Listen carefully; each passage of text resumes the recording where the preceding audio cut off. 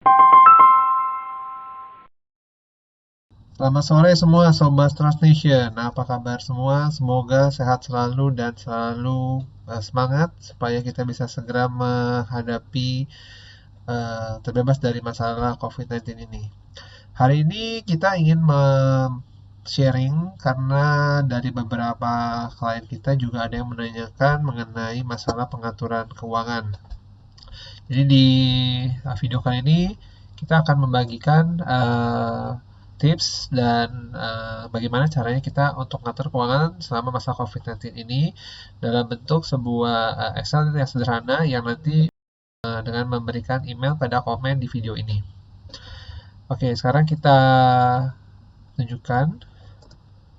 Oke, di sini saya sudah punya satu Excel spreadsheet yang bisa dilihat di video ini. Di sini kita akan mengatur bagaimana caranya supaya kita bisa tetap survive dalam kondisi keuangan yang mungkin saat ini bagi beberapa teman-teman kondisi keuangannya tidak mendapat pemasukan karena customernya mungkin juga sedang mengalami hal yang sama, dan juga kita punya kewajiban harus dibayar kepada vendor serta biaya operasional tidak mungkin tidak kita abaikan. Oke, kita contoh misalnya di bulan April ini kita punya ekspektasi. Di sini kita ada pemasukan, misalnya let's say kita ngomong ada 100 juta. Lalu kita punya perencanaan untuk bayar vendor 50 juta, kita ada bayar gaji, nanti ada biaya lain bisa dimasukkan. Lalu kita lihat, oh ternyata saldo akhirnya masih positif. Oke, berarti kita masih dalam kondisi aman di April. Nah, lalu kita ke Mei.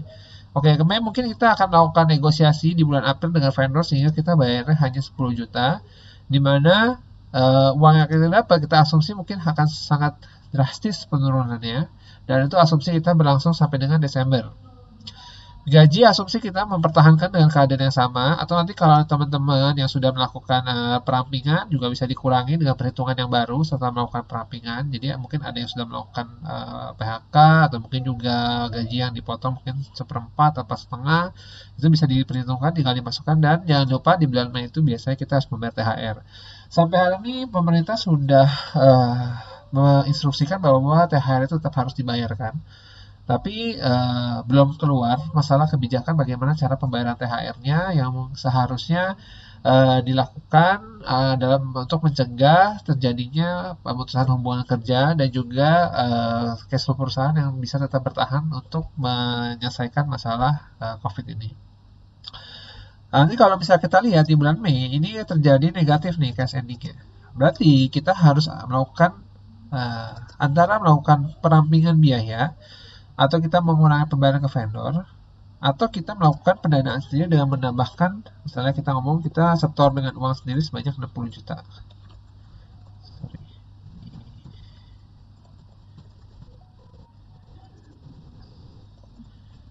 Sorry, ada yang salah tadi maksudnya. Oke.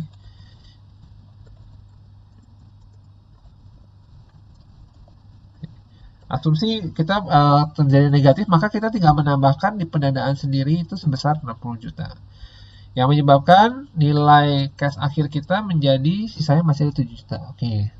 Asumsi kita nggak punya pinjaman sendiri, berarti kita nggak punya uang sendiri yang kita bisa suntik ke dalam perusahaan, berarti kita harus melakukan pinjaman. Berarti kalian 60 juta pindah ke pinjaman. Atau mungkin juga kita bisa bagi setengah-setengah.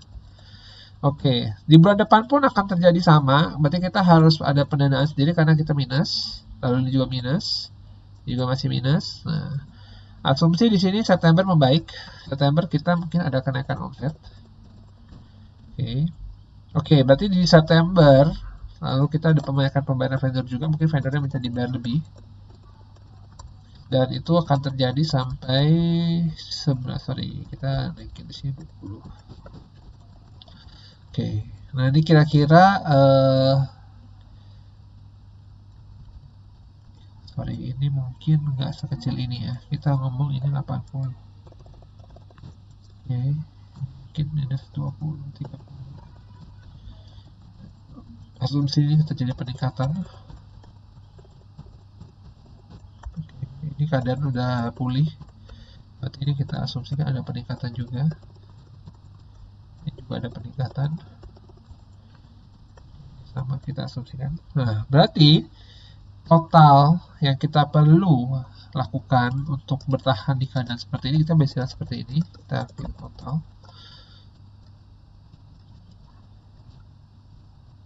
Oke.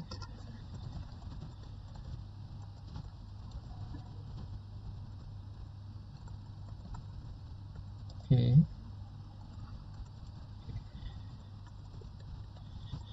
Oke, berarti yang kita perlukan untuk bertahan adalah sebanyak 150 juta dana segar yang harus kita suntikan supaya perusahaan bisa bertahan dari sisi cash flow.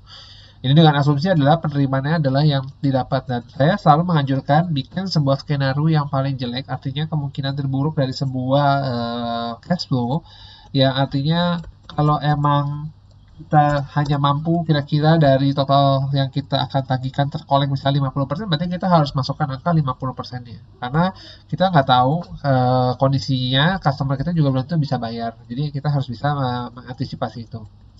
Nah, kalau kita udah punya proyeksi seperti ini, maka dengan demikian kita sudah punya gambaran bahwa kapan saya harus menyuntik dana, kapan saya harus punya pinjaman, kapan saya harus menarik pinjaman dari bank saya, atau kapan saya harus mulai melakukan riset atau misalnya melakukan pitching kepada investor atau kepada para pemegang saham ataupun kepada para funding untuk bisa mendapatkan dana yang saya perlukan sebanyak sejumlah yang saya perlukan dalam projection saya.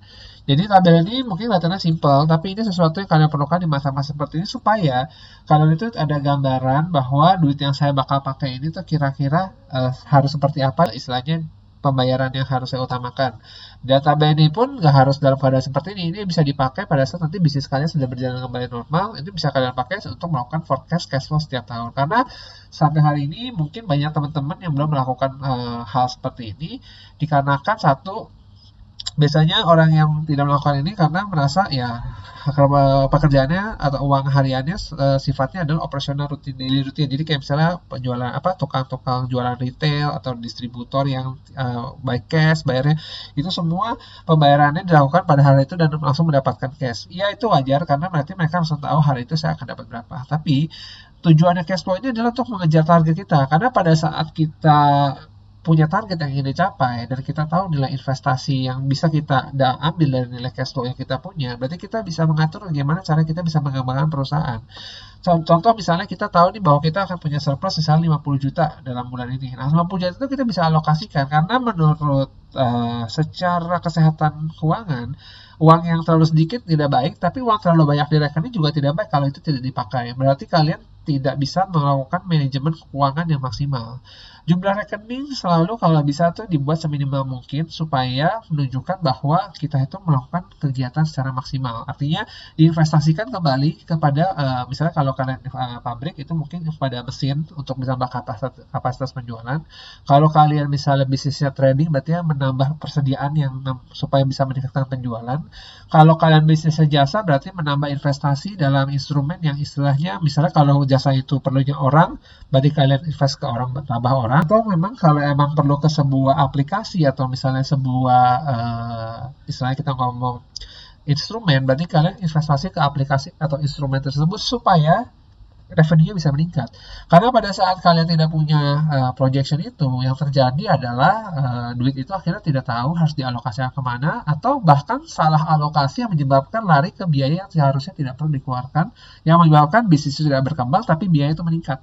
Jadi itu yang terjadi selalu selama ini, yang menyebabkan bisnis-bisnis banyak yang terjadi bankrupt atau juga cash flow manajemennya menjadi sakit gitu kan, karena tidak tahu bagaimana membuat sebuah proyeksi keuangan yang bisa memberikan manfaat kepada bagi bisnisnya sendiri. Nah, jadi di video ini saya sudah menunjukkan bagaimana cara kita melakukan cash flow management supaya kalian bisa mulai melakukan ini, dan coba dipikirkan dengan keadaan seperti ini kira-kira apa yang harus dikeluarkan. Karena saya mungkin di video saya sebelumnya juga sudah saya sebutkan bahwa coba kalian lakukan branding. Jadi pada saat keadaan seperti ini kita coba memberikan, seperti misalnya kita masukkan kepada Instagram mengenai produk kita yang bisa menambah manfaat bagi banyak orang. Contoh misalnya kita memberikan promosi atau kita membagikan secara gratis kepada orang-orang yang mengalami kesusahan, atau kita memberikan dalam bentuk donasi yang harusnya memang saya tahu keadaannya memang sulit, tapi itu mungkin ada orang yang lebih sulit dari kita. Jadi kalau bisa kita coba berikan yang terbaik buat mereka supaya buat orang-orang yang kesusahan pun bisa ikut tertolong dalam keadaan seperti ini. Jadi saya mengencourage buat kepada teman-teman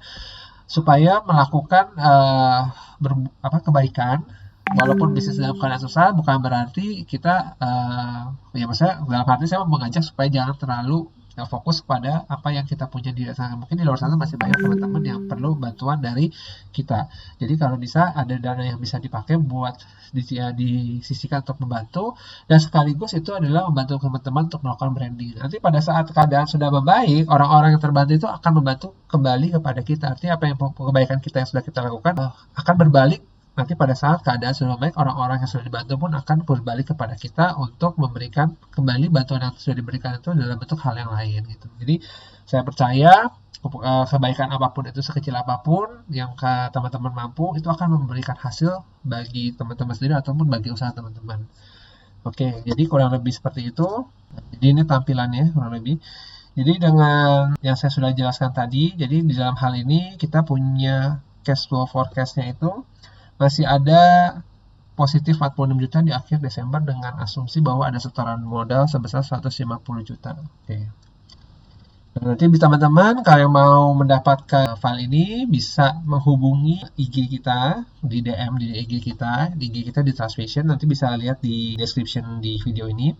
Dan juga bisa menghubungi kita melalui email atau melalui kontak langsung ke kontak yang akan kita berikan di video ini.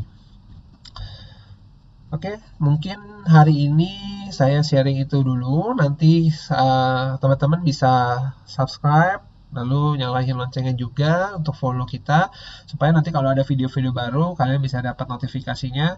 Dan saya selalu percaya memberikan sharing untuk kebaikan, itu akan dapatkan kebaikan yang lebih untuk kita.